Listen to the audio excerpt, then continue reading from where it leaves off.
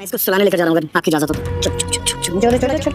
दादी आपने कहा था कि पुकी के आने के बाद अरमान शांत हो जाएगा, कंप्लीट ऑपोजिट हो गया है। पुकी को प्रोटेक्ट करने के चक्कर में सबको हर्ट किया जा रहा है। क्या करूं? ड्रामा सीरियल ये रिश्ता क्या कहलाता के आने वाले एपिसोड होने वाले हैं और भी ज़्यादा बेहतरीन। जी हाँ दोस्तों, आने वाले एपिसोड में आप देखेंगे कि अरमान पुकी को लेकर कुछ ज़्यादा ही प्रोडक्ट है, क्योंकि वो अवीरा और दादी सा के सामने ही उसे खुद लेकर चला जाता है, कहता है कि मैं इसके सुलह कराता हूँ।